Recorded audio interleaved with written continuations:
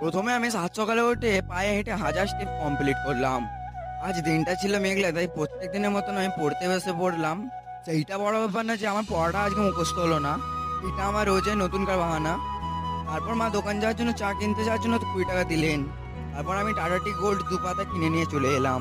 এই যে ফোনটা তোমরা সামনে দেখতে পাচ্ছ, এটা আগে আমার ফোন ছিল, এটা 3 জিবি, ভালো এডিটিংও করা যেত না, এটা এখন আমার বাবা নিয়ে নিয়েছে। তারপর প্রত্যেকদিনের মতন চা দিয়ে বিস্কুট খেয়ে পড়তে চলে গেল। আজ একটা জিনিস ভুলে গেছিলাম বন্ধুরা, স্যার অঙ্ক দিয়েছিল, অঙ্কটা করে যেতে ভুলে গিয়েছিলাম, তাই তাড়াতাড়ি পড়তে চলে গেলাম।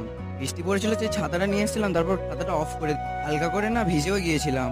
তারপর আমার বন্ধু চাবিটা এনে শার্টটা ঝটঝট করে খুলে পড়ে থেকে বাড়ি আসার সময় দেখলাম প্রচুর বৃষ্টি হচ্ছিল, তাই তাড়াতাড়ি চলে এলাম। ভর দুপুরে খাওয়ার পরে ব্রাশে করে মাজন নিয়ে দাঁত মেজে, অবাক কর বিষয়, এত বৃষ্টি হওয়ার পরেও রোদ প্রচুর উঠেছিল। তারপর আবার কি রাধারানীর দর্শন নিয়ে আমরা রওনা দিলাম জিমের দিকে। জিমে ঢুকে হালকা করে শো আপ করলাম। তারপর বাড়িতে এসে